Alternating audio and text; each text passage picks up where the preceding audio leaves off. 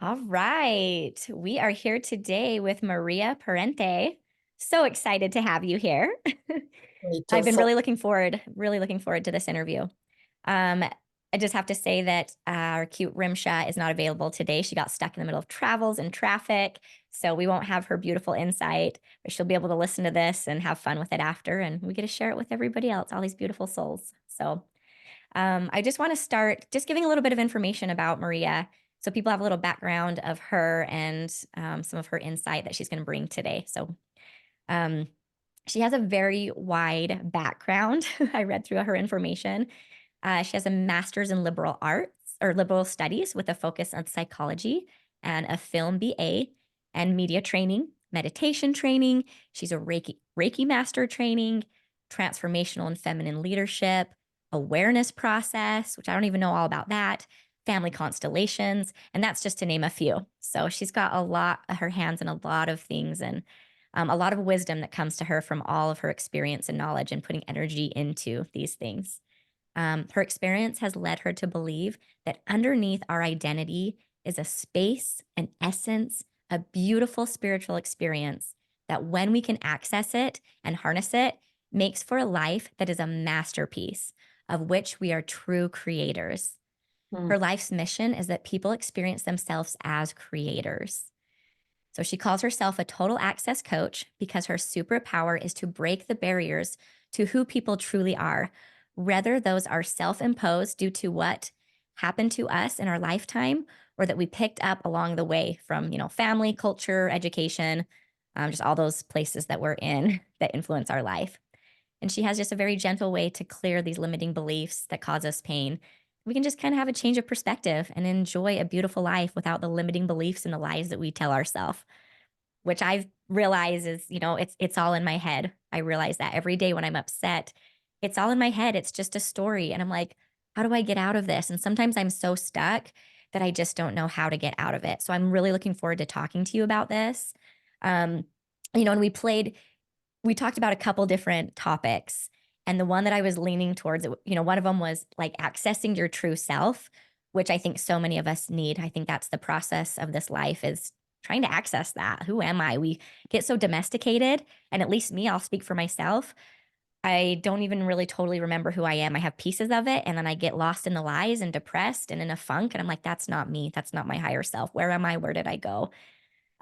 And then, we had talked about creating a life that's an extraordinary masterpiece. mm. And that one just lit me up. So that's kind of what we're going to talk about today. So knowing that that's the focus and we're going to go with the flow and know wherever this goes as divine goddesses that we are, we're not going to control it. This is going to be really fun. Awesome. So enough of that being said, I want to talk about, let's start with how does one create a life that's an extraordinary masterpiece? And how do you even start that process? Tell me, Mhm. how do we uh how do we do that? How do we create a beautiful life? Where does that start? Especially when one's lost in the sauce and they're fully domesticated. Where do we start? Yeah. So first, thank you for this beautiful introduction and the opportunity to share my voice with your audience and mine, right? To Yeah. combine the forces. Yeah. And so creating, I mean, how does one create really? Um, it's it's hard to think about like how you create life when it seems like there's information everywhere. We've all lived some life. Like where do you start? Where's your canvas? Right. So one of the things that I noticed for myself, in order to create anything, I first need to create some space for it. And there's several things that allow us in life to create a bit of space. So it's not possible to, I like that quote, like how you eat an elephant one bite at a time. Not that anyone is going to eat an elephant, but yeah, like life gets created over time. There are daily actions over time that create big results. Now, when we're bombarded by information, when we're in the middle of a breakdown or a challenge, then it's really, really hard to tap into creation. And that is because in a moment of a breakdown, let's call it that, or any kind of challenge, we're actually reacting. And the first thing I want to tell everybody that is listening to this is that it's normal to react. it's actually really normal to react. We're reacting because our bodies are designed, our mind is designed to save us from danger. So every moment of our day, our brain is scanning, literally. Look, you can imagine it this way. I'm kind of exaggerating, right? But the principles are true. Like we're scanning for danger. We're trying to recognize, what do we know? Do I recognize? Yo, I do. Okay, I'm safe, you know? And so you're scanning for danger. And in order to ever get into creation, you need to feel safe. And I think women know this more than anyone, you know, like you need to have a sense of safety, sense of like exhale, sense of peace. And then when we are at peace, we are actually naturally creating. And I think creating is a divine act. While we can use the tools, and maybe one of us can take a pen and write, or take brushes and paint something, and some people create businesses or podcasts or whatever, all of that is a form of creation. The brush is irrelevant, but what that impulse of creativity, it's almost like it really is like an impulse of something that wants to happen. And if you look at the world around us, everything was created by somebody.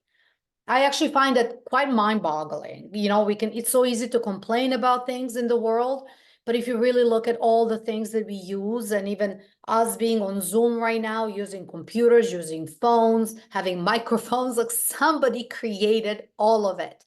And that somebody was humans, you know, over time. Yes, and I love that because I was looking at that the other day. I was looking at things on my altar that I have and things around my house. And I'm like talking to my daughter, and I'm like, all these things were created, and they were created with an energy, and you can feel it.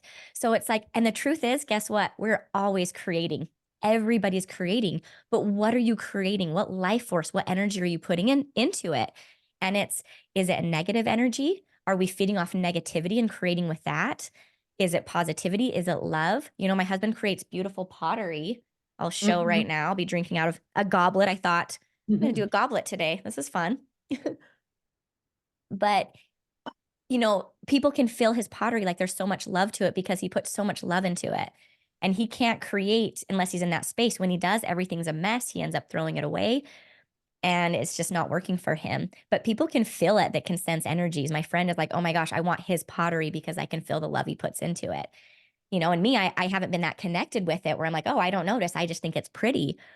But the more tapped in we are to ourselves, we can feel those energies. And the truth is, there's energy in everything. So it's being careful of like, where are we putting our energy? What are we creating? And really try to focus on love and not just reaction energy, like you had mentioned before, because that's messy. Exactly. And let me actually address some of the things that you said, because, you know, creating, I think it's a divine act.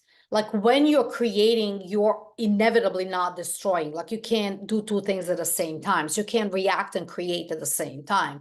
So when you're creating, when you're invested in creation, your true self, your true essence, the true nature of who you are, soul, if you want to call it, ki, chi, prana, however people want to refer to it, is kind of pulled forward. Like you're using yourself to create, to bring something into existence that hasn't existed before. And I call that a divine act. What's opposite of that is when you are not creating, when you're reacting. And reaction in a I guess from the context of my work is like when we're describing the work, when we're the world, when we are judging it, when assessing it, when we are replaying the same emotion without moving. Emotions are normal, they're valid. It's really okay and valid to have any kind of range of emotion. What's not okay when you take that emotion and you make it somebody else's problem, that begins to have a negative impact, what you call like negative creating or negative emotions, or however you want to call it and refer to it. So, you know, I look at it very plainly, very simply. We're either creating or we're reacting. And both things happen to us throughout the day. So some of our natural instinct is to react again, because of our survival mechanism. And that's really amazing. We wouldn't exist if we didn't learn how to react to the environment, to dangers of life, to animals, if we didn't have those skills. So it is okay to have those skills. But the problem that we have with these skills right now is that they're so exaggerated. So we're not surviving animals or environments right now. We're surviving one another. We're surviving one another's opinions. So I'll give you a very simple example. If you say, you know, your wall is white, and I say it's not, it's brown to me, there's no danger in me allowing you to say that it's white. There's no actual danger in that. But people can fight about what color the wall is behind you, like, and make a complete mess out of their relationship just out of that disagreement. And it is very possible, actually, that if you shine a lot of light at it, that it will occur as white. And if you don't, then you can actually see it's revealed that it's actually brown. So it's really interesting to me. It's been always interesting to me how, in order to like really create something, there's something we have to be responsible for, something we have to own, something that is in our design as being humans, something that is actually good quality, but we can misuse it. And that's where this distinction is between creating and reacting. And so that's why I even call it extraordinary life, because it's very ordinary to react in life and to just complain and say like, no, that's really brown to me, and not take that extra effort and be, what if she's really right? Like, what if I'm wrong? Or what if we both see something right? Like, even just that reframe of like, what if we're both right from our perspectives? What if both perspectives are valid? Or what if I can just let you communicate that it's brown to you or white to you and it's not to me, and it's completely valid either way? That creates this space between us. And inside of that space, love and affinity can happen. We can create friendship. We can create really anything. Wow. Fighting. This is so beautiful. And I'm just thinking like, okay, the reality of what's happening right now in the world, and I've been bogged in it too. I'm still am. I'm working my way out of it, but at least I can see it. I have awareness, and this is really helpful. I think that how it's worked is we have been in this state of survival, like back in the days. And so it's like that was real. We needed it. But the truth is, we've been out of that for so long, but we're still in that energy. So trying to shift that energy and move forward to break free. And like you were saying, how sad is it that so many conversations we get so bogged down and we get stuck and we literally don't move past that? We don't move past the brown wall and the white wall, and we stay in that, and either it ruins a friendship and we don't talk anymore because we're like, you're crazy, you're dumb. I don't want to be friends with someone crazy and dumb. And then we lose something that could be beautiful, and then we stop our creation together. If we were both to be able to be in a place of just acceptance and just like, okay, and then be like, what else do you want to talk about? What else would we be able to create? What enlightening conversations would we be able to have with people if we didn't get so stuck on these conversations that are in politics and the news right now? It's the same story. And honestly, I'm like, I'm getting so sick of it. Even watching movies, it's the same. It's been the same thing for as long as I can remember, since I was a kid, at least in my lifetime. And I'm just like, the same drama, the same fear, everything based on fear and control and power and money. I'm like, I'm so over it. Like, okay, I've read that chapter. I've seen that episode 100,000 times. Like, what's past that? What would it look like to live in a life of inspiration where people actually are choosing in? They're not feeling forced. They're not feeling like they have to give their money to a religion to be worthy, or, you know, whatever it is. It's like, what could we create in like inspiring one another, letting people choose in? And if they're not ready for it, give them love and say, hey, I wasn't ready a year ago. I don't blame you. Sending you love. I'm always here when you want to come play. If you're not ready to play here, you still need to play in the drama world. Hey, it's okay. I had to do that I'm 40, 42 almost. Okay, that it's taken me that long. And all right, let's just get rid of the shame so I don't feel pain in my body. And now I'm open to these conversations with you of like, all right, what's next?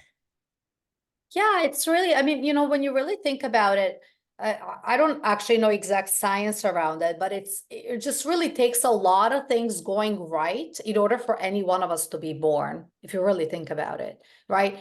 Um, okay, mom and dad don't necessarily need to love one another, and like all babies can happen many different ways. But if you really think about it, a lot of things have to go right. Woman has to be in a cycle. She's got to be fertile. She's got to eat well. Like, you know, on one hand, the babies, like if you give them optimal conditions, meaning if the woman is healthy and there are no other kind of impacts from the outside, the baby actually grows on their own. Like we don't, you know, I've been pregnant twice and I didn't have to tell my child, oh, build a nervous system now. Oh, I'm ready for you to start beating your heart. Like that's the impulse of creation. The creation happened inside, but I took care of myself. I made sure I was hydrated and I walked and whatnot. But when you really think about it, what it takes to create life, a lot of things have to happen. And if you really just look at that as a miracle, right? That two people had to come together, or you know, there are different ways to have babies now with, you know, the clinics and whatnot. But nonetheless, like there's so many things that need to happen and need to happen right. And even babies, they say that babies that are not touched cannot survive. I don't know how long they can live without actually physical touch. And so when you really look at it, like we've got this gift of life, right? And you don't have to be spiritual or religious to think too much about it, but you've given something. And you know, you can do something with it. Like just to not exercise your right of creativity almost looks like, I mean, I hate to say it this way because I don't want to be judgmental of it, but it almost, to me, it feels like a waste of life. Like if you can create something, why would you just like roll with it? You know, because you really have been given gifts. And if you look at the world and, you know, and how, while some people can live like very long, and nowadays, like I think the longevity has been increased, at the same time, not everybody has that opportunity. And it begs the question, like, what are you going to do with your time here? What are you going to do with what you were given?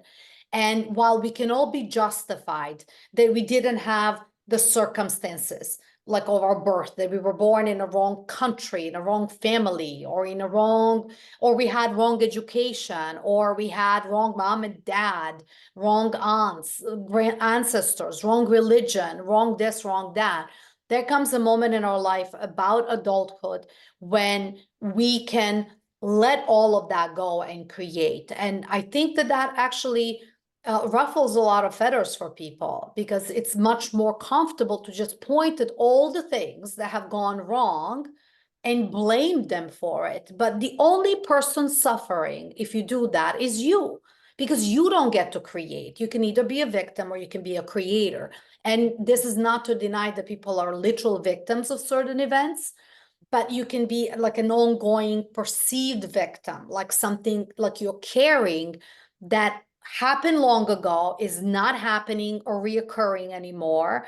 And for the most part, even the impacts of them of it are gone.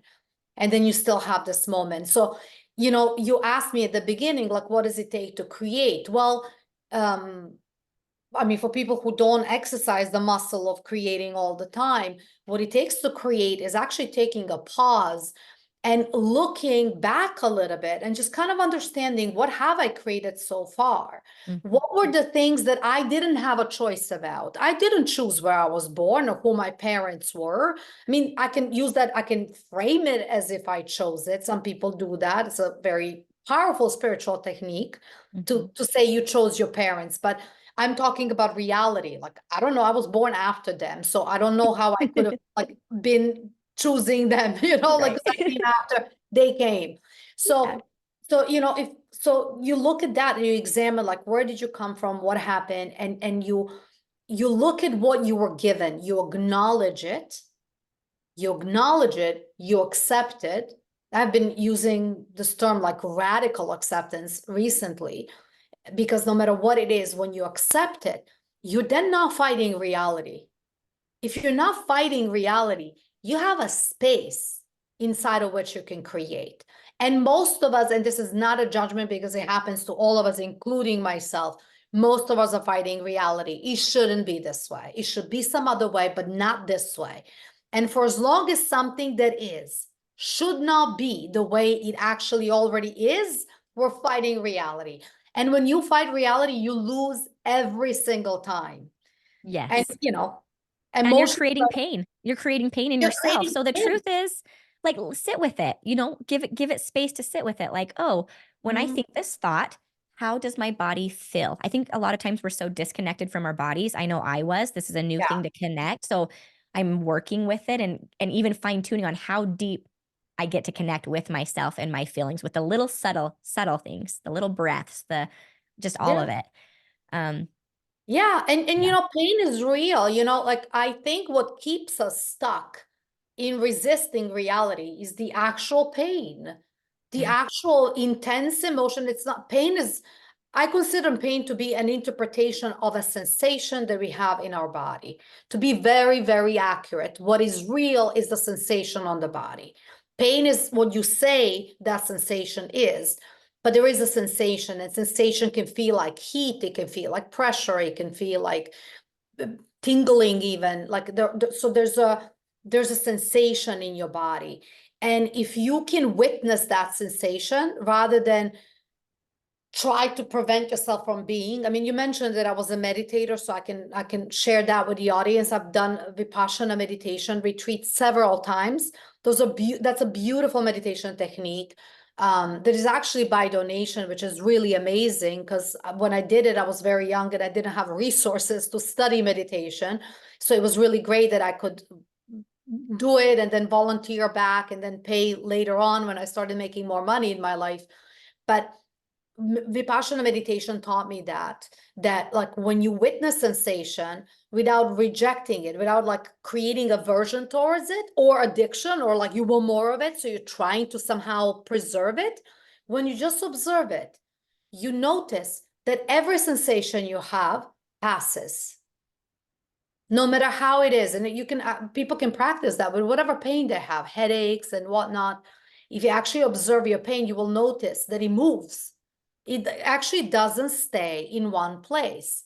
And that's sort of relief. It shows the impermanence of life, impermanence of emotions.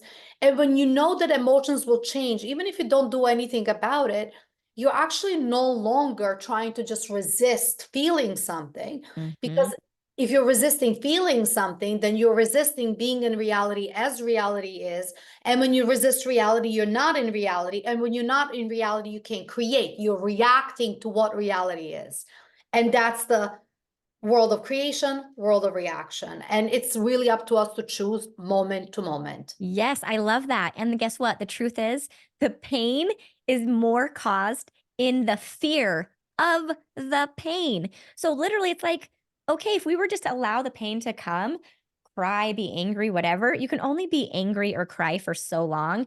And then it's out and then it passes. But it's like, I think we block it before it even comes because we're so afraid. And then we stuff it down and then we get distracted and we distract ourselves with all the pretty things or our kids or whatever we want to have for an excuse.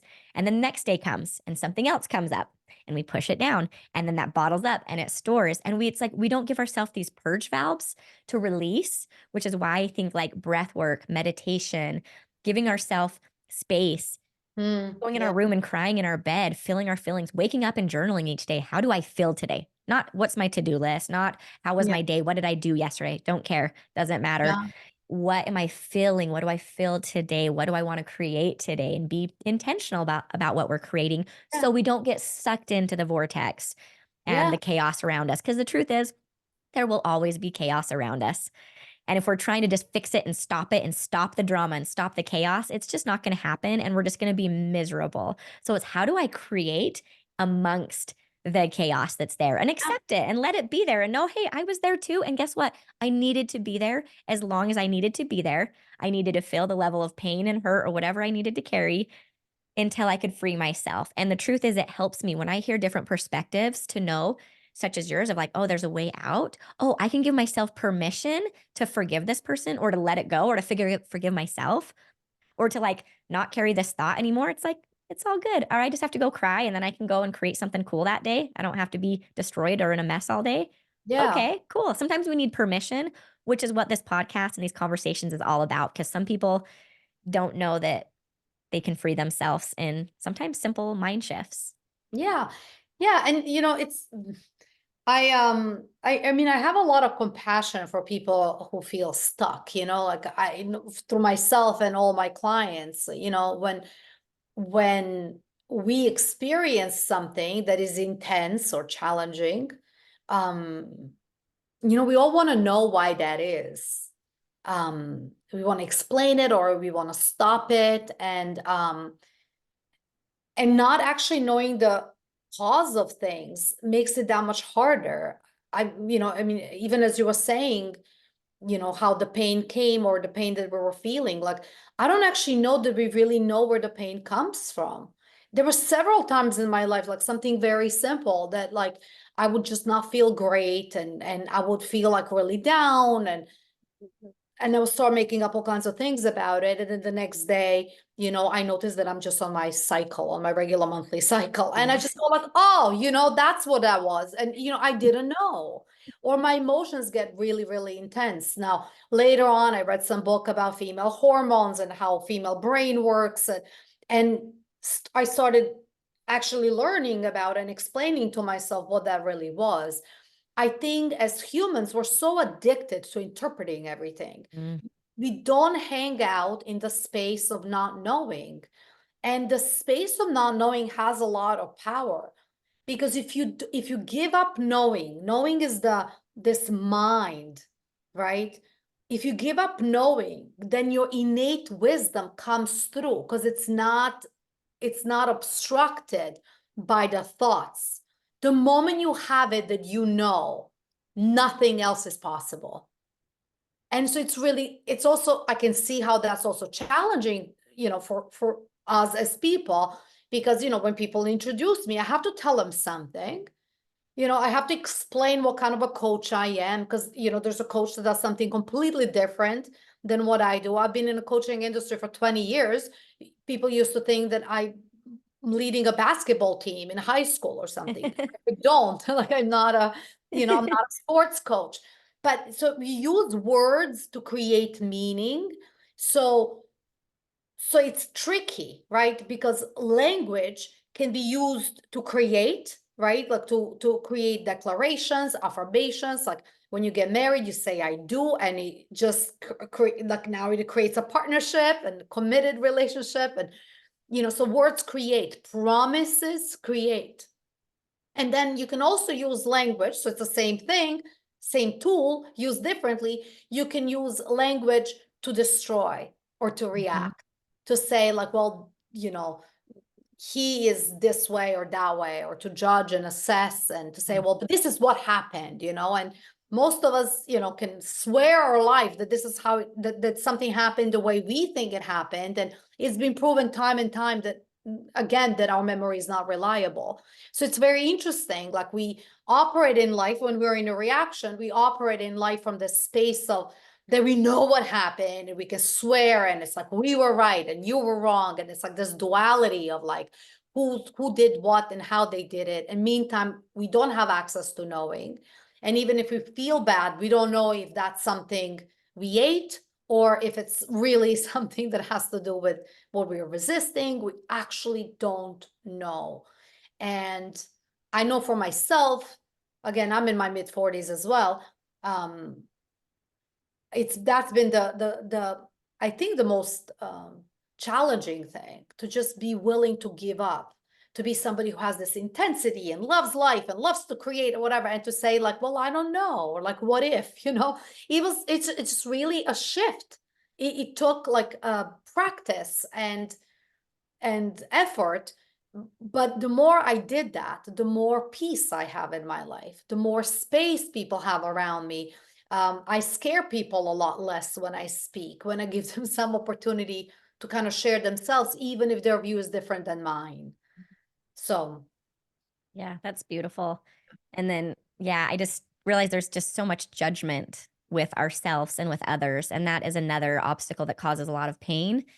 And so the point is to get rid of this like just these inner pains that we carry within our bodies, these are ways that we can live an extraordinary life. Because if we're not carrying these unnecessary pains, and we can just live in like creating beautifully. I remember having a conversation with some girlfriends, and it was brought up like, okay, just like practice for 1 week, just stop like healing, not using the label as healing. Like, okay, what does it look like? What does it feel like when you're already healed, when you're already there? It Mhm. like kind of freaked some of us out because we, at least for me too, is like I grew up in a home where I feel like my mom was like a victim and still kind of acts like that with the way she talks and things. And I just go the polar opposite. I don't want to be a victim. I don't want to be a victim. So I'm extreme in the healing world. I've got to heal. I've got to heal. I got to be better. And anytime I have a negative thought, it's like, oh, Mel, like, really? You're here again? Like you were having such a great day yesterday. And I put this judgment on myself, and then it's inner pain. And I just put so much pressure. And I'm like, rather Yeah. than just being with it and being present and like allowing myself space to be human and to just know I have good days and bad days. And sometimes I'm at a 10, and some days for no reason at all. Again, it's like I don't even, sometimes I can't even point it out. I'm like, there's no reason I should be just wanting to curl up in bed and cry today. Like I can't even pin it on something. Sometimes I try to, and I pretend like that works for me. And sometimes I can't. It's just, I just feel this way. But just to ride the wave and let it go. And I'm really working to be more mindful of that. So it's not creating more inner pain and judgment. And I think it's just good to have Yeah. awareness of that and just let us just be, ride the waves and get rid of judgment and stories and limiting beliefs and lies. There's so much of that bogging us down. Yeah. Yeah, and Mel, it really is my belief that like if you get how humans are designed, if you get that we're all firing these thoughts, right? They come, I mean, part of my work is to kind of deconstruct how we created our identity to get at the source of at the bottom, like at the I don't even know how to say it and not to be jargony, at the, like when we created that filter through which we see everything, right? Because you know, if think of it this way, if people are designed to survive, then you know they're surviving some, like they have to have a view of life to feel that they have to survive it. The life has to be dangerous. That's like a that's like one flavor of it, but it's like what kind of a danger, how dangerous is life, or what's your flavor of what's dangerous about life that you are protecting yourself from. So that's why people are different, because everybody has this different perception. To some people life can feel like a lonely dark alley, right? And then they'll act more like avoidant. And there are people to whom life can feel like this tight space, or trap, right? And then they'll be more aggressive in their nature, in fighting, in their survival. So there's this moment very early in childhood that something happens, and it's the first time where we don't accept reality. We have an interpretation of reality, because babies don't have a problem with that. Like, you know, they're hungry, they scream, they have no problem, like, quote unquote, making their requests. You know, they're doing their own thing. And then as they become like early toddlers, something happens, and then that's where they kind of form their view of the world, right? Like they're surviving something. So life has to occur to them a particular way for this survival mechanism to get put in place. And then what happens is, because we see life a particular way, we're forming our identity completely inside of the same context. We're not deviating from that, because if we do, life is unsafe. So we have to stay on point. And when people recognize that, when they, and I take them to the whole process, I do this individually, and I'm actually going to do it in a group, as a group at the end of January, but I do it individually with people over the course of 3-4 months. We look at all of those events and how they built their identity.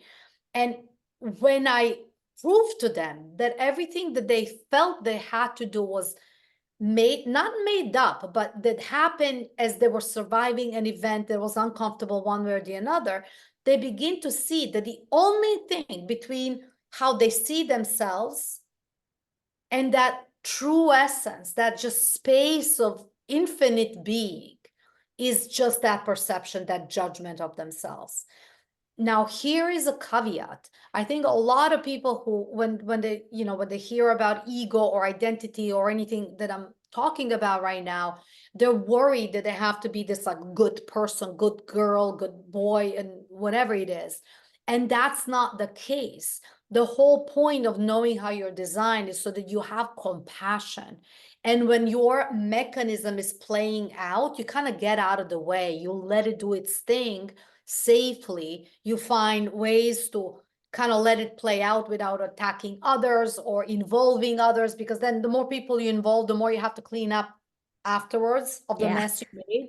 that's So true. when you have compassion, that this part of you is survival and it's trying to do something right. It's actually trying to get you out of trouble, even though there's no trouble. When you get there's no trouble, and that this is just a survival mechanism, you begin to develop like honest compassion with yourself. You get, okay, this is that thing that I do, it's happening, and you hold space and you can let it be. And then life is no longer dangerous. And it's a moment to moment, creation. Like what can you now do? Like what can you now do differently? Or who can you create yourself to be so that you are inspired by your life? And that's really entirely made up. I mean, we're like actors in a play, except we Yeah. forgot that we created the play to begin with. And Yeah. so, Wow. my job is a little bit like to just remind us of that and Uh, get us back into really understanding that we are acting, and it's completely and entirely okay, uh, because we get to do with our life what we desire to do with our life. I love that. Yeah. We are always creating. This is our life. We are the main actor in it. And we're all Yeah, making up stories anyways, because I can live in the same home and literally my sisters and family have like a totally different experience. Some things we can relate to, but there's yeah, some things they experience my mom or my dad in a different way because they were a different age or they had a different relationship, or yeah, there's so many different factors, even living in the same home with the same parents. So for us to fight over, no, that didn't happen. That didn't happen. Again, it's like, it doesn't matter. And that doesn't, and then whatever life I had in the past, when people like use that as an excuse of, well, I had a hard life and I didn't have stuff given to me. And they use this excuse to be a victim. It's kind of like, okay, hang on a second. What does that have to do with you grabbing a paper right now, grabbing some colored pencils, and making a really cool artwork piece, or yeah, grabbing that instrument right now, or getting an interview at that job? yeah, Like, I don't need to hear this story. What does that have to do with you right here, right now, taking a step in the direction that you want to be a creator and not just a consumer, or feeling like the world's yeah, just against you? Like, the world is working for you if you want to tell that story. If you want to tell the story, that the universe just says yes to whatever we put out there. So if I yeah, say, gosh, I'm just so stupid, just yes, it's just whatever you want. We're making it up. It's just going to say yes to all of it. And then we were going to find ways and people that will confirm that to us, that yeah, confirmation bias or whatever. It's like we're going to find those people and instances where it's like, yep, see, oh, see how my spouse treated me and how my kids treated me. Yep, see, I don't matter. Nobody cares about me. I don't matter. And I keep telling that story. And this is how we free ourselves. This is another tool and way to live an extraordinary life, yeah, of just creating a beautiful reality for ourselves. It's like, no, I'm beautiful. I'm amazing. But guess what? That takes taking space in between other people, because we get so confused. We get so sucked and absorbed into what other people say that we, in fact, believe it. And then we use it as weapons. yeah, So it's not the other person. They're just living their life out of their own traumas or triggers, activations, whatever you want to call it. It has nothing to do with us. The way they speak, they're just projecting what they feel inside. And then we all of a sudden oftentimes grab it and then use it to, see, proving my story right. I'm the worst. Like, let's use those things to build us up. Let's create beauty and love for starting with ourselves. yeah, Yeah. And then what pleasure, what passion, like that's what I'm in. I'm like, okay, I want to just create like pleasure and passion and joy in my life. That's where I want to play. And so right now I'm realizing there's areas where I get sucked in and I'm like, and I just can't seem to be able to get out of it. So sometimes I know it's easier said than done. And that's where for me, I've really truly needed somebody that can see things that I don't see. These intuitive, amazing, for me, it's been women, and I know men do it too, but a lot of women are tapping into these intuitive gifts that they have and connecting with themselves and being able to coach other people and do these processes with them in areas that the truth was I couldn't see it myself. The blinders were on so thick. So that's the reason we are doing these interviews with people like you, and why I feel so fortunate and blessed and honored to be able to just even have this conversation with you, to have your time right now and to be able to talk about these things and learn from your unique wisdom, what's helped you in your life and that you've seen help others, and to be a part of that is just really beautiful. So I love what you're creating, and I'm just, yeah, I'm grateful and I'm proud of you for doing the work, because to just where you're at, you sitting here today, I know that you went through hell and back, because that's the game. That's how it goes. To be able to get the gifts that you have, you typically have to tap into that, from what I've found. Hopefully not everyone has to, but I don't know. That's been my journey. Yeah, I mean, I don't know that that's necessarily how I would say that I went through hell and back, but definitely I can say that See, that was my story. That was my story projecting. So please tell me a little bit of how you came here then. Yeah, I mean, for me, it was more like, um, I mean, it's not a wrong way to say it, but just, the way I kind of see it is that everything that I have in my repertoire is something that I researched and found for myself. Because I wasn't out to help others. That wasn't my intention, not when I was younger, definitely. I was out to help myself. And then I looked and I looked and I looked. And from young age, like I just didn't want to accept that people get to say who I am. I just that was just not something I wanted to accept for myself. Like I really fought that. I noticed myself being defined by my parents' divorce and being defined by where I was from, you know, the city that I come from. Um, at the time, like I think I was probably one of the two children who had divorced parents, and my mom had a different last name, and that like just felt so hurtful to me when I was young, when people constantly got my name wrong, and it just wasn't simple. I had to explain myself. That's how it felt to me. And then when I went to my summer home, which is in the same country, a lot of people that came there were from another I mean, it used to be a part of the same country, but now it's not. They had a different accent and stuff, and I tried to assimilate, and I tried to imitate their accent for some time, just to like not have people stop and bother me about like where I am and all these boring questions. Like I don't know, it's almost like I think everybody's born with a gift, and I'm from the work that I've done, I think that was my gift, the gift of seeing it, the gift of kind of feeling something under the surface. Because from the young age, I just felt like I am more than this. And I fought tooth and nail to get to the point where people could see me for more than just the list. And frankly, even my education and getting a master's degree and so many certifications, I could have just studied those things for myself as a client, but then I went out there and became a facilitator of these techniques. And in some way I was driven by nobody will tell me now that I'm missing credentials, right? Like, so, Mhm. it's a thing that we do to, again, react to the world, and that's fine. But he got me to this place where, you know, I experience an enormous peace inside of myself and the power, and it doesn't end. Doesn't mean I don't have breakdowns, doesn't mean I don't have challenges, and that it's not, because I mean, we live in a society where everybody has their own agenda and like that. So sometimes it's difficult to get something across. Um, but I didn't do all of this in order to serve others. I did it to serve myself and become a better artist, better creator. And then organically people around me were asking me, can you help with this? Can you help with this? Can you help with this? And I answered the call of like, okay, sure. Like let's do the work, like, let me help you. And then I did. So it kind of happened organically. Um, and yeah, I guess in between hell and back, like every little breakdown that I had in my life felt like hell. I think it always does. I think problems have a nature to occur, like it can't happen any other way. If we in a moment when we have a challenge, if the problems look like surmountable, like if it felt like, this is easy, then we wouldn't call it problems. I think the nature of problem is that it really feels like you can't get out of it. Or again, I think people have different identities.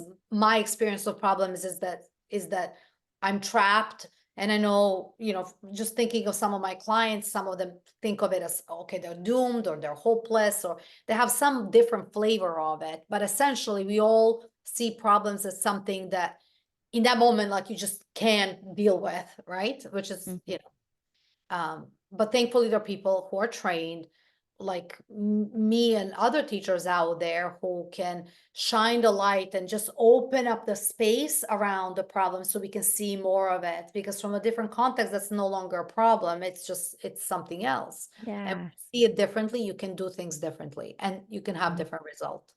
That's so beautiful. And that's something that I've realized is wow, even earlier when you were talking about the process of babies and just it's so miraculous. Like the fact that it's like everything is healthy on my body, my limbs are good. Like what? That most people are just fully functioning and it's just incredible.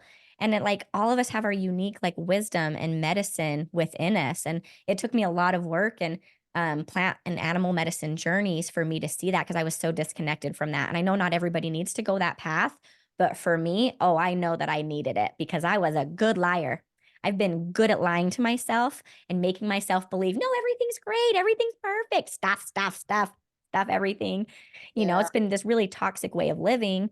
Yeah, it's good to be grateful and focus on the positive, but not an expense of the reality of if there's pain coming up and arising to just feel it. You just got to feel it and then it can pass and then go ahead and focus on the positive and gratitude. Absolutely. But Yeah. sometimes we skip steps in the healing process Oh and it's yeah. not doing anyone a service. It's not helping. It's just, Yeah. Yeah, yeah. I mean, we glorify positivity, like it's I remember my first job in New York as a bartender. Um, and I remember like arguing with my boss and being like, why would I smile if I don't feel like smiling? I really just didn't even understand like why do I have to fake it? Um, there's something authentic about negativity that comes up for us because it's real. Now, I'm Mhm. not talking about indulging in it. That's very different when somebody like uses it and never gets out of it. But to just be positive because you think that's a better way to be, that denies the process that I'm talking about. Because you actually first have to accept that it doesn't feel good. Like Yeah. that's the first step, acknowledging that it doesn't feel good Mhm. and that you want more than this, that like I think instinctively we feel we must. I mean, I don't talk to everybody on the planet, but from the people that I talk to, I think everybody's at least to some extent attuned. There's more there than just what meets the eye. Right? I mean, even Mhm. that's how we even talk on a phone. Like you don't see an actual wire anymore. So, you have to believe that there's something happening even if you don't see it. So, um, I think it's very important not to bypass that process Mm. because whatever we get is a result of like what's pent up inside of us. And if we're faking positivity, what will radiate out of us is still whatever thing was suppressed. Mhm. So actually doing authentic healing and being authentically negative, sometimes it's actually gives you access to Mm. clearing it so you can be at the space from which you can create. Yes. And you know what? The truth is people can feel it. Even if we try to put on a pretty face, we're like, oh, I'm fine, I'm good. It's kind of like, okay, people, it's like, Yeah, obviously this person doesn't want to be truthful or honest or start sharing anything. So we'll just let yeah. it be. But people can feel it. We're not fooling anyone or faking anyone. And it's Yeah, I think, honestly so yeah, refreshing. It is so refreshing when people like, I ask them how they are, and you just assume, oh, they're just going to say the typical thing. At least where I live, it's like, oh, I'm good, I'm fine, or whatever. And it's like, oh, cool. It's like, do people even really want to know? I don't know, but it's just refreshing when someone is like, yeah, actually, honestly, I'm having a rough day today. yeah, Like I just yeah, came to the grocery store, had to get some stuff, and then I just want to go home and hibernate. And like just because it gives other people permission, like, oh, I can do that. We've just conditioned ourselves to just be so like these masks. I just think so often we wear masks to try to fit into the world or to be accepted. You had yeah, mentioned that word before, accepted. And it's like, but it's finding acceptance with ourself in every feeling that we're feeling, moment to moment, day to day. And just to be able to be that and then know that you are being your gift. You are being your medicine right there in that moment from whoever crossed your path to be able to feel, sense that, hear from you, your truth. We need more of that, more yeah. real, more authentic, more vulnerability. Exactly. And we're so connected. So when somebody's like speaking their authentic truth, it's not even a permission. You don't need a permission. Yeah. But when you hear authenticity, you're pulled to be authentic. And when you hear somebody glazing over things and not speaking truth, like, you feel like you want to judge them. You're doing the same thing. So Yeah. fake identity promotes fake identity. Oh, Authenticity creates more authenticity. So it's really, sometimes that's also a way to self-reflect, right? Like if you notice somebody around you that is really running a show and not being fully honest, mm, your access to breaking through that is by looking at like, wow, like, am I contributing to that? Like, yes. what am I doing? Can I be honest and start? That can then break the ice. Yes. That is so beautiful. And that's what I've realized lately is I can't give these gifts to anybody else, to my husband, my kids, anyone around me until I give the gift to myself. So, and I've noticed that so often with people around me, and I would play this game too of just, I want my kids to have more than I ever had. So here I am trying to put on this show, trying to give them all these things that I still don't even give to myself. And somehow I think I'm doing such a good job. I never went to Disneyland or did all these fancy vacations, but I'm taking my kids and I'm doing all these things. And yet I'm not giving the gift to myself of what I want. It's more like, oh, that's more for them. I mean, hopefully it is for you and you're creating things that's authentically for you too. But sometimes we have to sit back and take space and be intentional. Why am I doing this? Because I've heard some people, they put so much money and time. And this is just an example of taking their kids to Disneyland or a theme park that's really expensive, and they're like really upset because their kids didn't appreciate it like they thought in their mind. They're like, oh my gosh, like Yep. I would have loved this as a kid and I never got it. And I gave it to my kid. And instead, my kid just wanted to be back playing screens. They didn't even, there was too many people for them. They didn't, and then they realized, oh my gosh, this wasn't even for them. And then I'm getting resentful and angry at them. How dare you not appreciate this? Do you know how much money I spent? And then we're creating wedges when in fact it's because we're not filling our bucket first. We're not giving ourselves what we need. Yeah, It's just and we're something to look giving at. into societal pressures, like as a Mhm. mom of two, like I remember it really took being brave to buy a stroller that is not $600, but like 150 because it was good enough. And it takes being brave and not worry about what people will say, and will they call you cheap, or will they think you're a bad mom because you don't have it, and etc. It's like a societal pressure. And if we do something from societal pressure, and that's the other part, right? Like one is individual and what happens to our life and what we make up about it, but the other one is the pressures from the bigger system, which is a little harder to deal with, right? Because it feels like it's hitting from every side. When you give to societal pressure that you're not creating, you're reacting to something that you think you have to do.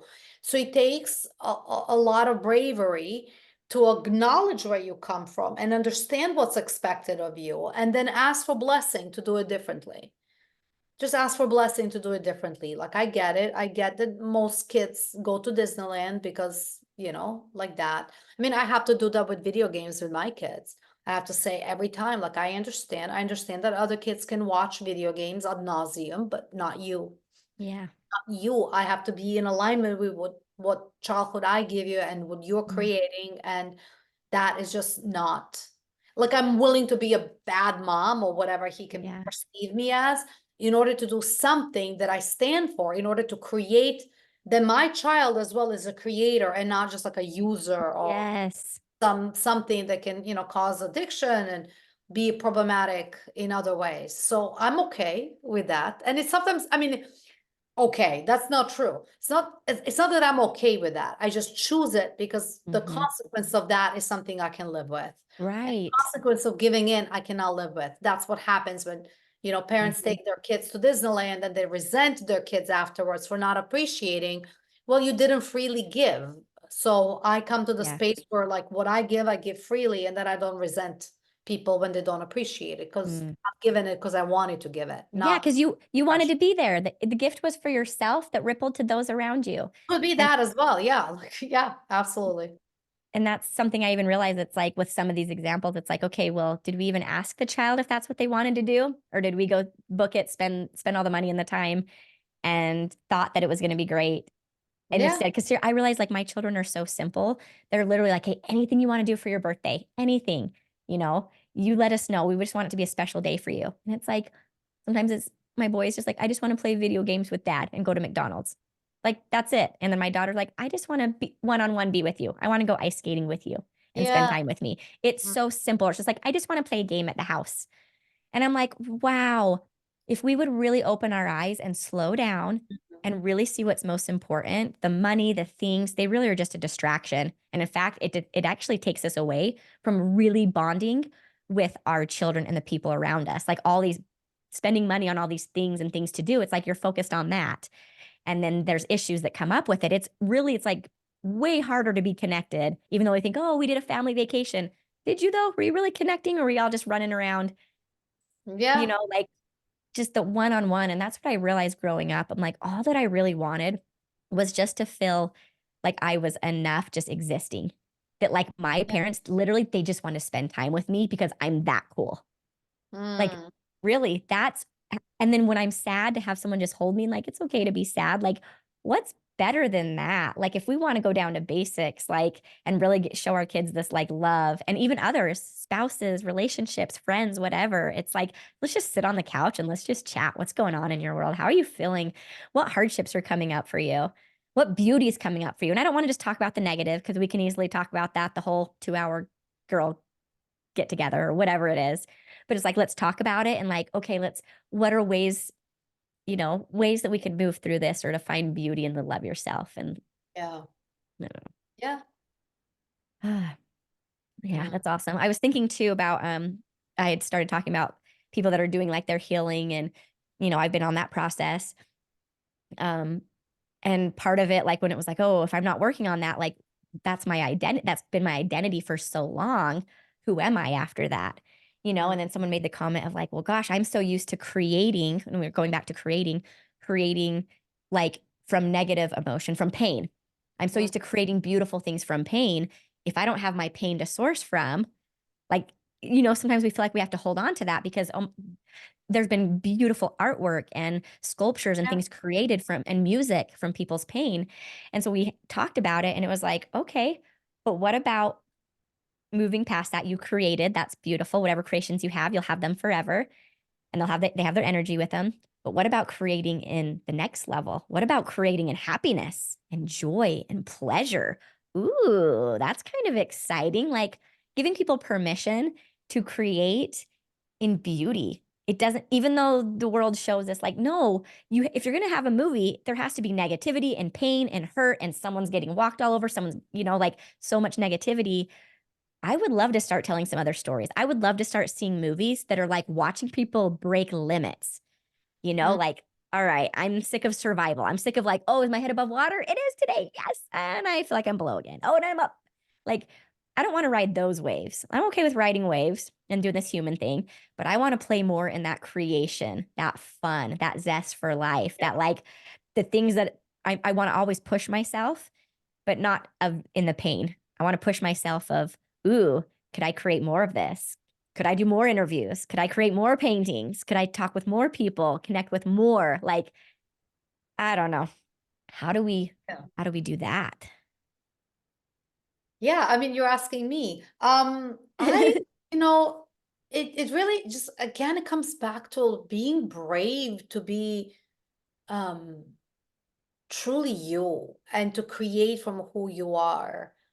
Um, it can for a moment even feel lonely, right? But when you um first when you eliminate barriers to your expression, that expression is free and creativity just blossoms and sky's the limit, right?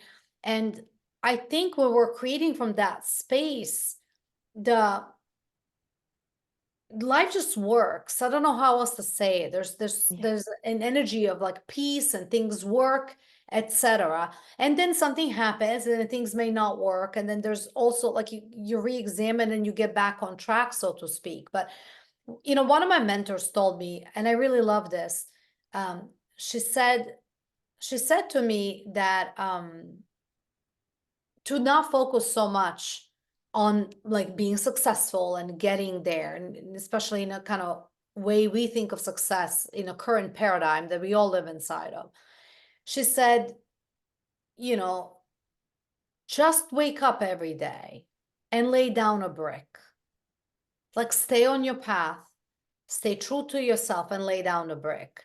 Because if you want to future proof yourself, right, with everything changing and all the growth that is out there and the technological advancements and stuff, if you really want to future proof yourself, like you have to tap into what your gifts are and what your purpose really is. And if you know your purpose, and if you know your gifts and you know your purpose, then you do that. And it is my experience that when you do that and you do that consistently, people do notice. And so I really took her up on it. This was like a couple years back, because I was always like naturally impatient. You see, part of my old identity, automatic identity, is impatient. And so I would just wake up knowing like what my purpose is, and that I want to create, and that it's my job to either help people create or to create myself or whatever. So whatever I did that day that was in that arena, in alignment with creating, it just was good enough for me. And I noticed actually that I can't wait to get out of bed. Like, I'm not resisting mornings anymore. And that, sometimes the world seems to be talking about something else, and all I'm doing is like I'm recording a song, or I'm painting something, or I'm working on some writing piece. And staying true to that, I think, calm my nervous system. And I find that to be like so priceless right now. Because if you really think about it, our lives are relatively short in a large scheme of things.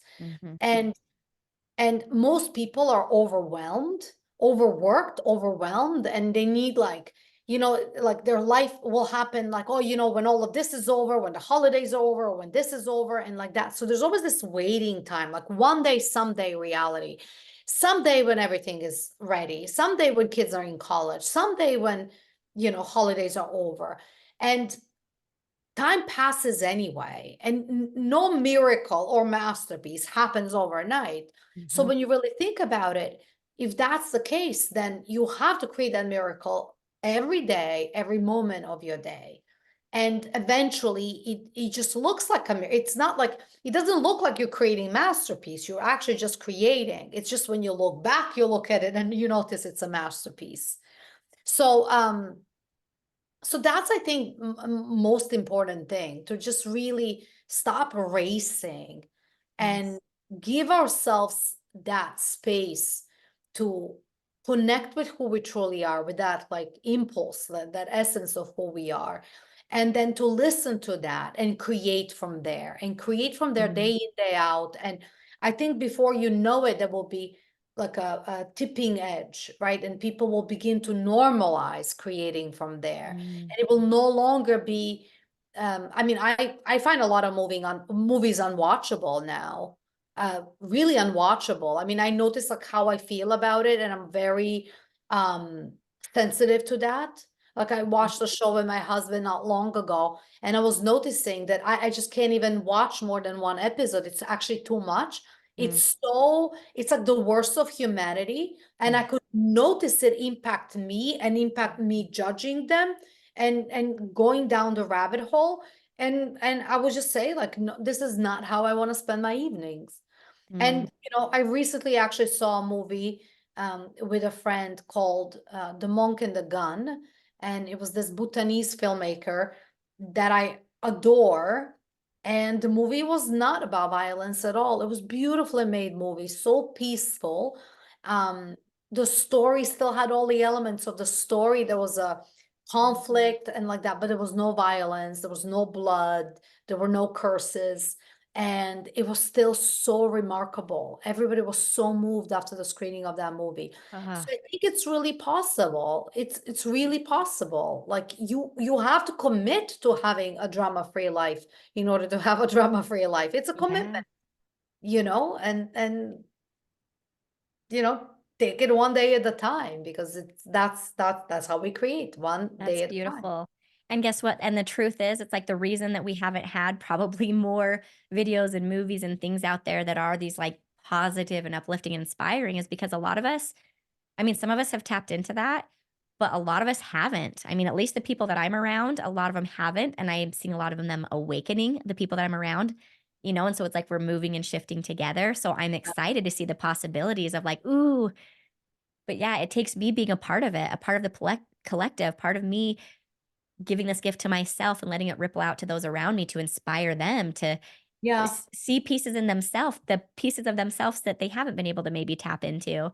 And then we just get to play together, because I don't want to play by myself. I don't want to figure this all out. That's the whole reason we're doing this, this podcast and wanting to share it because it's like I've worked really hard and Rimsha's worked really hard to like work on ourselves nonstop to be able to free ourselves to just enjoy a life of beauty. Because I know we can. I know we can wake up every day, like most days. I know we're gonna have the off days because we're human, so we're gonna give space for that.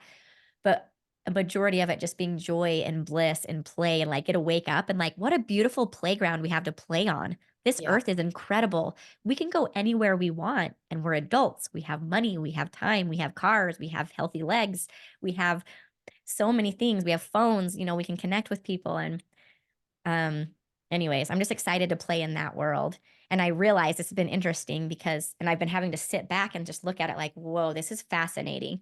Because for me personally, I feel like I'm like leaving this world of kind of like the physical realm and stepping into the spiritual realm that I was so disconnected from. And maybe you were connected with it. Rimsha always kind of was connected with it. But it's new to me. And I'm like, just keep meeting these magical, mystical women and people out there and learning from them. And it's just like, oh, this has been out there the whole time and it's in me. And anyways, it's been a big shift for me because I have lived my whole life as an achiever, proving myself. So living in the physical realm, I created successful businesses. One of the businesses made really good money with it. Every time I looked at the account, more money for years. It was fun. I mm, was using my gifts there and it was rewarding. And then when the business started to go down, my self-worth started to go down. I started to feel like, oh my gosh, like my identity was absorbed into that. And then I had to step back and did several years of just deep dive inner work because I'd been running my whole life from myself and from my shadow. And now I'm in slowing down and looking within and finding that inner peace. And yeah, so but it's stepping in the spiritual realm of realizing, oh, there's a different world to live in, and it is beautiful. And the people that I'm meeting are focusing on the positives. They're not focusing on the old stories. They are sensitive to the old movies where they're like, I can't even watch that. And I'm like, oh, cool, let's hang out. I can't either. Let's tell stories. Let's have fun yeah, together. So I'm excited to create that world, and it's yeah, fun. yeah. I think, the way I see it, and it's not the truth, right? Like I wouldn't relate to it as the truth, right? Like it's just like a possible way to kind of graphically explain it to myself. It's like there's a spiritual realm and we tap into it. That's where the soul essence is. Soul essence, you can't see soul, right? So it's got to be in that realm that is not visible. So I look at it as an invisible realm. I like Deepak Chopra's word quantum realm. That's how I refer to it in my work. So there's that realm, like spiritual realm of things that we, that are not, there's no duality there. There's intelligence, love, light, chi, essence, like that. And then there's a material world. And, you know, I I'm really okay and actually invested in having people have great material lives, right? Because that's how we live. Like I live through this body of Maria, who's a mom and a wife and a coach and like that. And obviously, like our material self has to be out of survival, because otherwise, if we're in survival, then that part of us, that duality part of us, is always reacting, and you can never really tap into the spiritual world. So there's a lot to say about balancing that. But I think we feel we're in alignment when we both have, when we're tapped into the spiritual world, or the quantum, if you will. At the same time, we're also in a material world and connected to who we are on this plane. Like we're not denying that we're bodies. Sometimes people say, you know, sometimes when people tap into spirituality, I've seen it happen that it kind of deny that there's this other need we have, but it's not. This is our vehicle in this lifetime. And Mm-hmm. frankly, our souls are connected to our bodies and minds. It's Mm-hmm. just that the soul is the constant, if you will. Like it's always kind of there in the background. Mind is changing and body is changing. And eventually it will pass. It will not be here with us anymore. But that consciousness or soul or whatever, that kind of remains in a larger consciousness. So we're a lot more connected, and our vehicle of that connection is honoring our bodies, feeding the body, exercising the body, nourishing it with good movies and good music and meditation, rather than negative news and all that kind of stuff, because it takes not because it's bad to look at it, but because it takes a lot to process something that feels like an attack, or that you feel like you have to survive, or you have to deal with, or you have to digest, etc. That's just that's that's where I find that people have to be mindful. I never promoted this, like, you don't talk to toxic people or whatnot, or like you have to cut people off of your life. It doesn't come from cutting anything off. It doesn't Mm-hmm. come from that. It just comes from my awareness that I have a limited amount of time in a day, and that my energy is as sensitive as it is, and that I want to allocate my energy to the things that feed me. So it Mm. becomes not cutting somebody off. It becomes more like I'm creating more of this. And Yeah. Or you're I, limiting, yeah, and you're limiting the pieces that you know your energy capacity to yeah, handle a certain amount I'm of just, negativity. I'm You know not your threshold. exactly, I'm not putting my attention on them because there's no nourishment in there. Mm-hmm. Like if you realize that, so, I mean, I don't know about you, but I've over time, like, really kind of improved the way I eat and stuff like that. And when I was younger, I ate things that had no nutritional value. Right now, I wouldn't. Like, it would not be natural for me to go to the store if I'm hungry and pick up a bag of chips. It won't occur to me to do that. I'll pick up a fruit or a smoothie or something that gives me nutrition. So it's the same way in life, right? Like, if something, is this giving you nutrition, or is it just empty calories and Yeah. coming from there? Yeah, I love that. And then also just not having shame for anything. Because guess what? There's some days when I'm in my low vibe day and it's my time of the month, probably going to be down in that some of that bag of chips. And Yeah, it's okay. Like I think the point is just getting rid of shame and just being intentional of like, and some days I need to numb out because some days I overwork my brain and my body and the space holding, and I have a capacity for that too. And my gifts have a capacity, and my low vibe, my high vibe, my mid vibe, like it all has a yeah, capacity within each day. And so it's just to be mindful of that and just give it love and know, okay, that space is full. Let the people know around us, hey, I love you. And I can hold space for you maybe tomorrow, but yeah. today I'm fresh out. Yeah, I mean, we'll run into people that will exhaust us the same way we'll have like bag of chips here and there. Like this is really not about being perfect. It's about bringing awareness and noticing what nourishes us, what doesn't, Yeah. and trying to make choices, um, when we can, trying to make choices that are good, right? Like, I Yeah. don't meditate every day, but I try to meditate all the time. And when I feel that life is a bit more challenging, when I start reacting a lot, then I go back to meditation and I practice a bit more Mhm. frequently. And then there are times when I'm really busy, and the first thing that goes out of my practice is meditation. I rely on accumulated hours of meditation up until that day. So it's Yeah. not, again, it's not about being perfect. I mean, I don't think it's possible to be perfect, but I also notice how over time, if you make those choices, um, I noticed that even what I'm doing right now, it's like so advanced for a lot of people, because I've been doing it for such a long time that it's such a practice. Um, Hmm.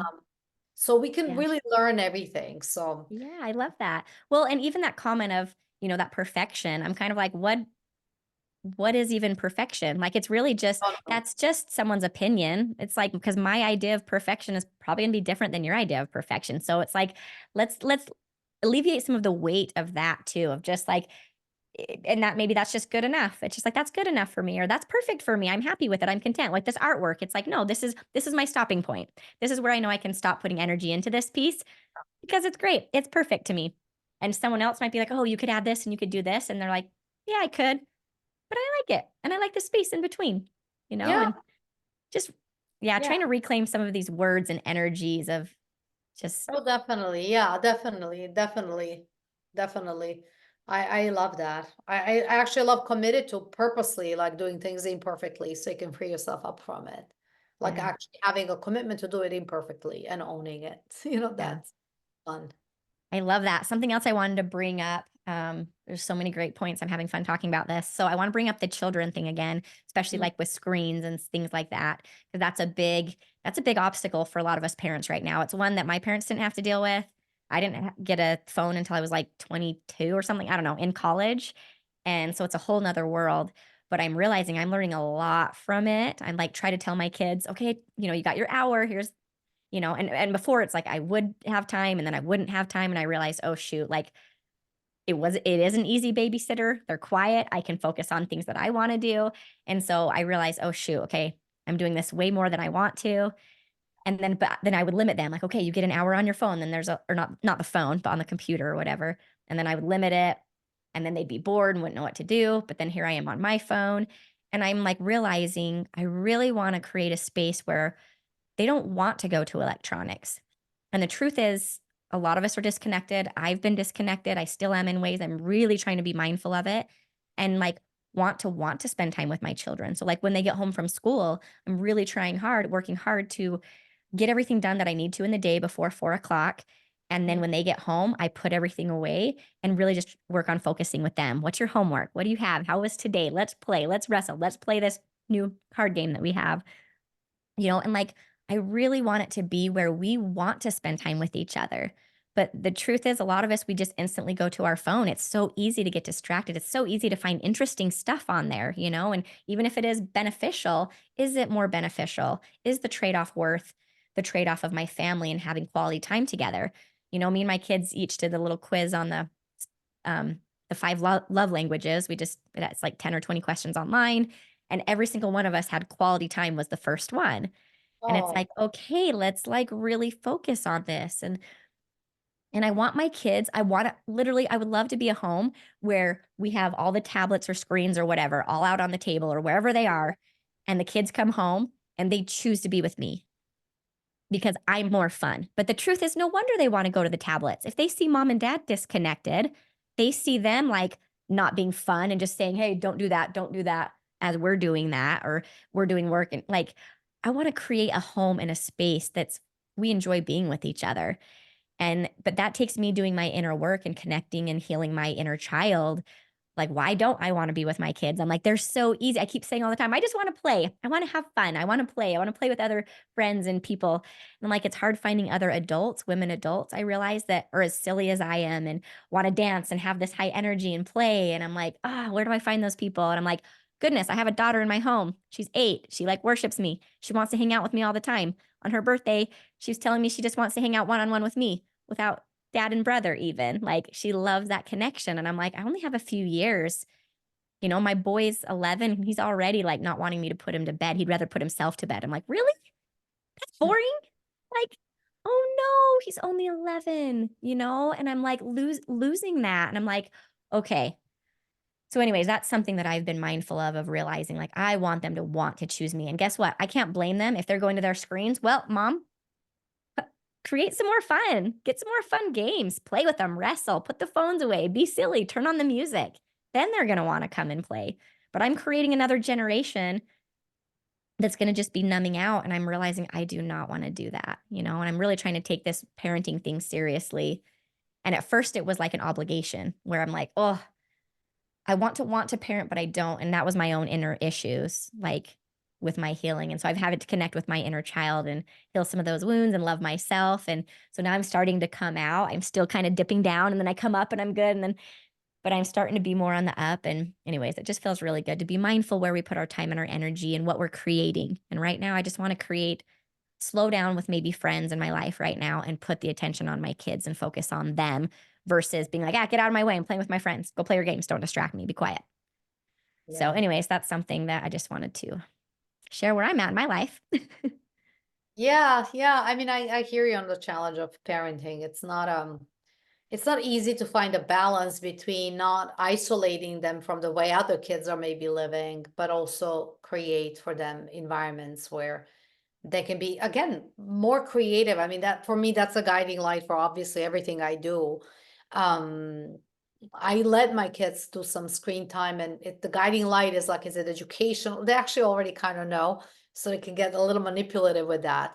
But when they ask me something, they say, "Mom, it's educational," and like that. So they Mhm. know that would bring value. But because my husband and I both speak foreign languages, I mean languages other than English, it's important for us to teach our kids, and so they do languages. My older one plays chess. He actually creates music right now on iPad as well. So Mm. I'm really more about the balance and looking at why is he on iPad? Not as like, I don't have time for you, then go do whatever you want, but more like, what is he creating? And Mm. trying to have them be out as much as possible. They still prefer to be outside and be on iPad. So I find that to be comforting. Oh, And I love what you say about your kids, right? Like, that they still value time with you, because I think they still do at this age. My kids are similar age, are 10 and 7. So oh, nice. yeah, like but it really takes something. And um I mean, didn't really even know that this would come up with us, but I think it's important to tap into our own creativity and see what we can do and what we can do differently, because we don't have a map on how to raise children. And I've been sharing that with people in my life, and some of them are not parents, so it's a bit difficult to just talk to people who are not in it. But it takes something to parent with with some principles that we learned, and even with things that we didn't have. Like I was raised I was raised by mom, just mom, and my kids have both parents, so they're already luckier than me, you can argue. And at the same time, like, I didn't have a sibling, so there are differences that are just basic differences like that. But also, when we were growing up, we learned to value, I don't know, hard work and effort and whatnot. And it's hard to argue that with our kids, because if you expose them to what's happening out there, they can see people who worked really hard and are maybe not as successful as some people who seem to not have worked hard. And I won't even dignify it with a name, but there are like kids on social media that earn a lot of money by doing things and content that I wouldn't endorse. And so, you know, again, not to judge it, like, that's their right. But if I'm exposing my kids to everything, and if they learn about that, um, then I also have to figure out a way to educate them against all this Mm. information and clutter that they can get every day. And they don't have a rationale that I have when I look at it, and I can see it as not valuable and consumer driven, like consumers driving more consumers rather than being, creation driven. So it's difficult. I find it difficult, and it's an inquiry that I'm in with people in my life and parents in my life as well. And we even considered a homeschooling for some time, and then we just couldn't afford it anymore, so they're back in school. But I try to really just listen for what they need, what my kids specifically need, and what I need as a parent as well, to just be able to parent them. And for me, it was a clear decision, for example, to put them back in school, because I found that my work was very important. So I put them back in school. Of course, they're safe and stuff, but I couldn't just homeschool and run my business and all of that. And so I think we're all making decisions every day, and it's important to just take our time and have it be work in progress. And Mhm. we don't say anything, like, we're not making any final decisions, if that makes sense. Like, we're really just kind of listening for what wants to happen, and trying to be present with them. Mm. It's I just kind of love what you're that. describing. We, listen for what they want and try to give them that and be with them, because they can earn money and buy more stuff, but mom and dad, and time with mom and dad is probably priceless. Yep, there's like a window. There's a window of opportunity, and I Yeah, really don't want that to go by. That's one I don't wanna have regrets for, and I'm like, "Okay." yeah, And my very good. boy, I can see that window's going pretty quick, and it's like, I don't know if he'll come back or not, you know? Um, Yeah, but all I can do is keep putting love into it and create yeah, beautiful spaces where they wanna be with me, and me it starts with me being present. So a lot of times I have been disconnected and in and out of being present, so yeah, just being yeah. mindful of that and of that. Great. Are there any other just golden nuggets or anything that you wanna share of something that you found value in your life that's really helped you create inner peace Mm. before we wrap up? Um, well, one thing that I will share is just it recently came up with somebody that I talked to, who, sh- uh, was telling me that she feels my work was quite unique, and and I was of course in agreement with her about that. But what I was looking at is what made it unique, and I really think this is an important nugget that I would want to leave people with. One thing I noticed, and it took me a long time to get it for myself, is that when we're facing challenges, some of those challenges are easily resolvable, as in, I can track it back to why I think that way, why I perceive the world the way I do. I have actual memory. I think it's actually pretty mind-blowing to me how much memory we actually have and how much we can recall. And so there are things that I remember, even if I remember it through my own childish mind, whatnot, I can remember it, I can recall it. And those things, when I can see what happened, I can reframe with much more ease. There were things in my life that I almost felt like I was trying to transform time and time again, and I was always running into obstacles. And what I started realizing is that when we run into something that doesn't get transformed time and time again, two things are usually in the problem. Either we're not really getting to the root cause of the problem itself, which Mm, maybe we cannot recall that memory, maybe was more traumatic. I mean, I say trauma lightly because I think every kind of issue with reality, if you will, is traumatic to a child. So it's a trauma on scale, I guess. But it's either we're not at a root cause of the problem, which we can disappear on our own, or the problem is something that has been occurring in our family system for generations. Because, I've been a coach for like almost 20 years, and it's only like 10 years into the work and stuff that I started recognizing that I carry certain things from my ancestors that you see, I'll give a silly example, but if I was raised by a mom and she didn't like my dad anymore, then all the parts of me that come from my dad's line, I don't know that my mom appreciates it. Like, mm, how can she appreciate it if she doesn't appreciate my dad? And am I carrying something from him? What did I get from this line that she can maybe not, even if she doesn't hate it, maybe she just doesn't appreciate it. And then I feel fragmented. So there are things that I realize are not resolvable individually, if that makes sense, and they require looking further than just our own life. They require looking at what happened to our moms and our dads and our grandparents and what happened even in the world at the time.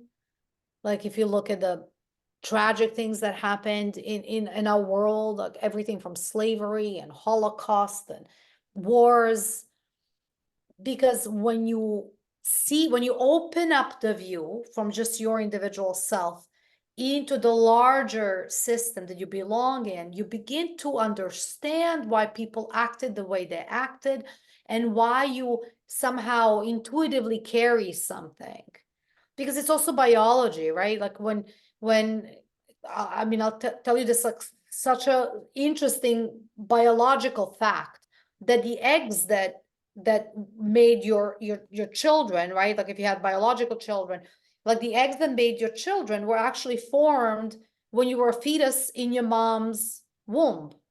So technically your children were in your mom, or some DNA of that, like some part of them was in your mom.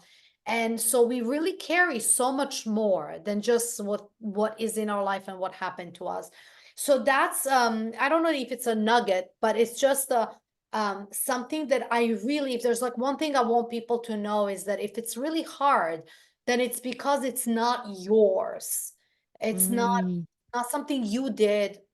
It's not something that you've done wrong. It's not something that maybe even happened to you.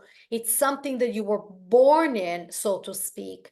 And if you don't look further than just your own life, you mm. might blame yourself too much for it and carry something that isn't yours. Wow. So that's I mean that's a whole reason that I call my work total access, and it involves this awareness process, which is about being aware of you and your life, and it involves family constellation work, which is being aware of the systems that you belong to. And then Wow. from there, transformational coaching about like really creating. You use your words to create your life.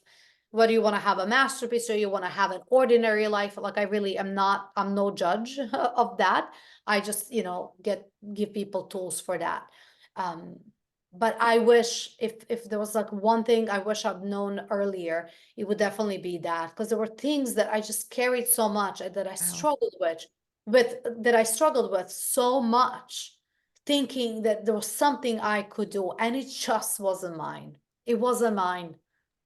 So Oh, I love that. That was perfect because that's something that I've really tapped into. And I've been working with someone doing some energy stuff with me too. And they're like, I live this life of feeling like I'm wrong and I'm to blame. So that's how I constantly live my life, as I already feel like I'm wrong. That's what I feel deep in me, is I feel like I'm wrong. And so I'm constantly trying to prove that I'm right by over explaining, by trying to say more. And then I say too much and then it confuses the person. And then it starts this weird argument because I can't just be clear with my words.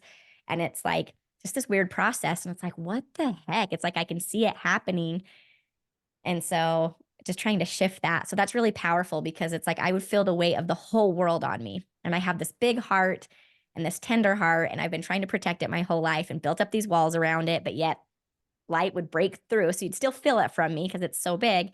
But I'm trying to really open up this big heart to the world, but know that it's safe to, in a world that I do see a lot of pain and hurt.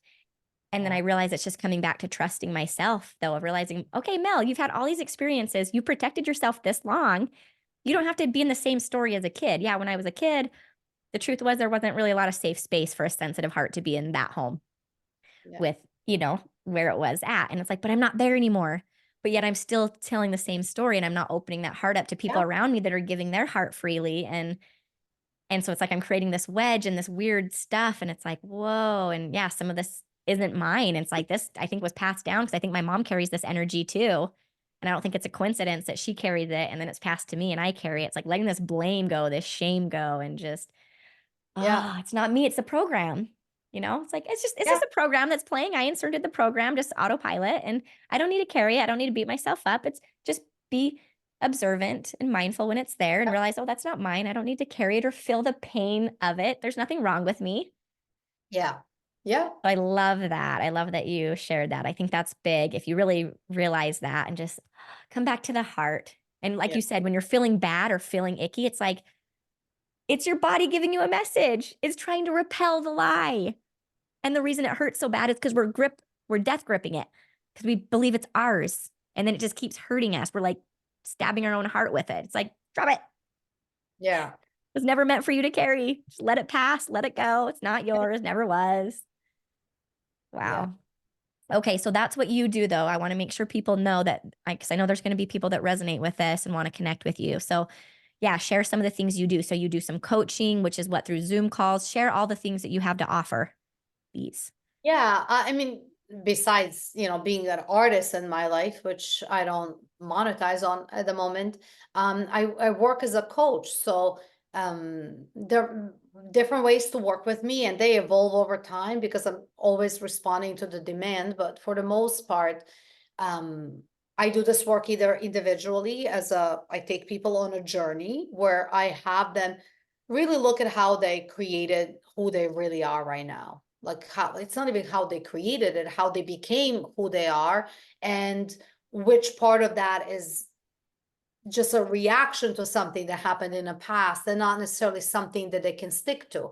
So all the different roles we play in life and all our identities are beautiful ways to tap into creating something in our lives, but we are not stuck with it, is my whole point. So so I have a program that is tailored to an individual, where I take a person through the process. We look at their family system and what they were born into, all the stuff, all the coding that came with them before they ever even drew the first breath in this planet. And then we look at like what happened in life, and you know, most of our identity is really formed by the age of 17 or 18, and then it's replayed and kind of reaffirmed. And when I talk about our identity, there's a positive aspect of it. There's like a way we win in life, and it's good, and people know us by it, and this is how we create results. But there's a destructive part of our identity as well. So I help people see all of that, because when you see how it all played out in your life, you get to tap into your true essence, and you notice that it's been there all along. Every time in life you created miracles, you had an experience of grace, who you were is your true self. And so without a shadow of a doubt, people get to experience their soul essence. And then we get to look at what they really want to create. And from there, we use the tools and kind of create both like their role in the world from now on, in alignment with the intention, because every soul came here with an intention. Like, I didn't make up that I want people to be creators. It was something I was born with. And no matter what in life, like I was always fighting to create. So we all have like sort of like a soul imprint, and we uncover that. And when we uncover that, then we match your current life with a life in alignment with your soul essence, if that makes sense. And in a process, again, we also use to look at the system you were born in. That really matters, simply because whatever system we were born inside of, we keep replicating throughout our lives. So if we don't have insight as to, you know, what really happened, and if we don't disentangle from it, what happens is we keep on replicating the same system everywhere we go. So we find mommy, daddy, siblings, and whatnot everywhere we go. So that's a process. I call it total access, and the program is available for people individually. So people should, you know, set up a call with me, and we'll see if we are vibing and if we're a right match. And there are some questions to answer on my website, and then people can hire me to do that program individually. At the end of January, I don't know when the podcast will be aired, but on January 20th, I'm starting a group program. I will take 20 people through this process together. The benefit of doing it in a group is that you get to see how other people are playing with it. And I think it's very useful for coaches and people who are teachers, because what we unlock is how we create this essence of who we are, and then also how we create by default, how we react to life rather, and then how we create. And that's really important, because for anyone that wants to be a creator, they have to understand when is it that they don't create, so they can be responsible for that. Because otherwise, you know, everything that you're teaching is coming through a filter of something, and it's not really making the kind of difference you're committed to making. So the group program is for that. And then if people just want to have a taste of that, they want to bring a problem and let me kind of do what I do with it, then they can just sign up for a one-off session. And, you know, we get on a call, and depending on whether that problem is something that happened or something more systemic, I will do either constellation or just this breakthrough process, but I will get them to see the source of their problem, and I will free them up. So they're unstuck in that area of life. So they can have just that one session. It's a lower commitment. It's 1 hour. And you know, a couple $100, and they just get an experience of that, which I think is, you know, to just create safety. And I know people may not know me, and they want to experience some result before they commit to either a group program or individual path. Yeah. I love that. And I really do feel like those of us that are on this, it's like we're all just on this journey. We're all on this path. Like we're, however you want to visualize it, like climbing a ladder. It's like we're all climbing the same ladder, and it's just some of us have climbed up a few more prongs already. And so it's Yeah, not a better than. So it's just like, oh, hey, I've already been up these two. I can actually help you get up on more that's not as scary or not as painful. And so we can give advice or, you know, share our gifts or whatever we've learned to these people. And that's what I think coaching. I just love coaching with people that have gone through it and have tapped into it and know how to work with other people to help them go through it. So I think that's perfect. yeah. So what is it then? What is your I guess what would you say is your unique magic? What's your magic in this world of who you are and what you're creating? Um, Your gifts. well, my magic is that like um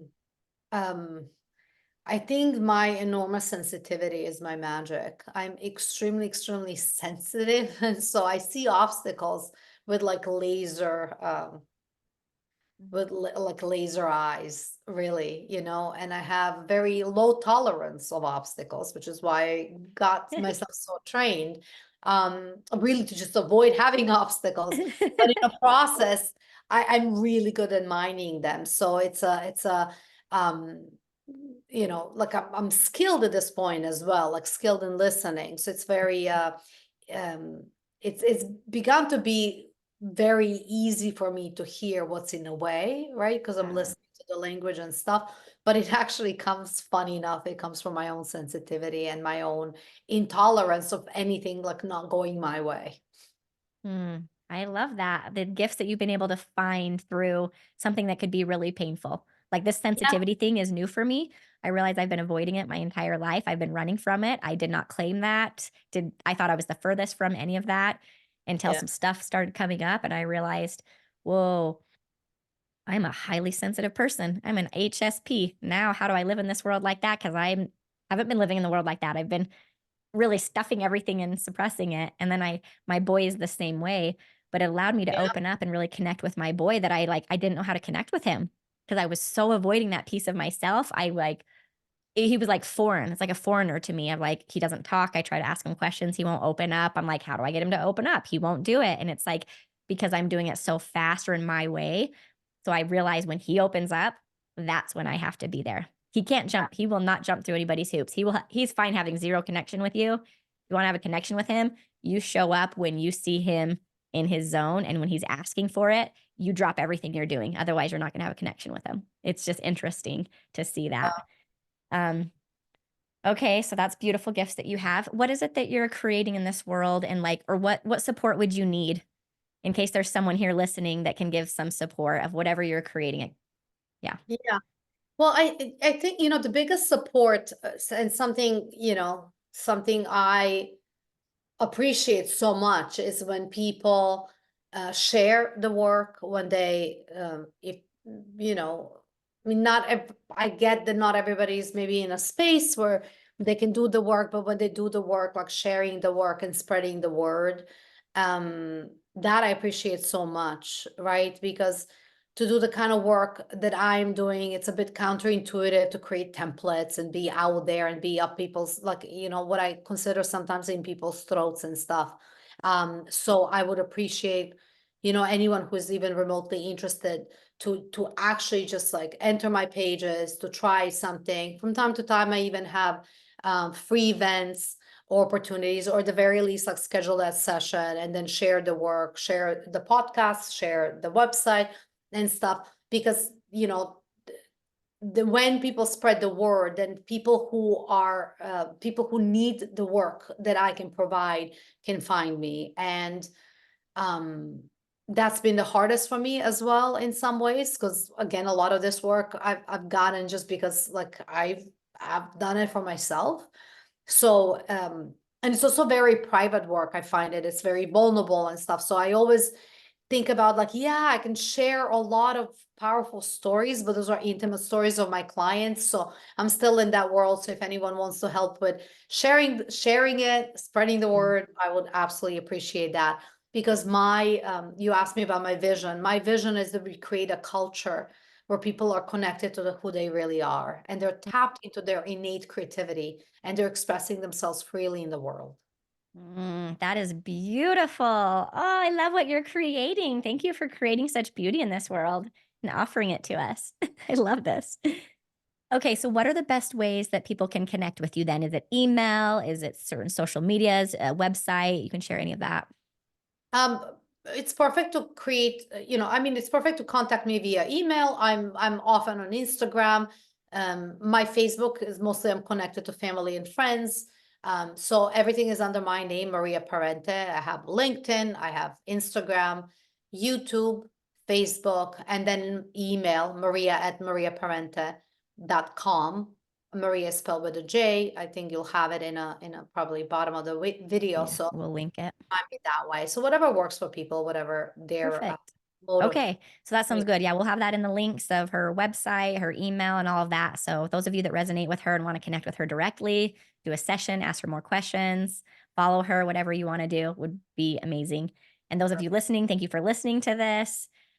Please do share it, like it. That helps us grow. We are a newer podcast, and so those that share it, it just gets in front of other people that it may resonate with, and then they can decide if it works for them or not. So that's the best thing you can do to show appreciation or your love for us is just liking this, sharing it, and comment. We really want this. This isn't about numbers to us. It really is about true connection and finding those people that align.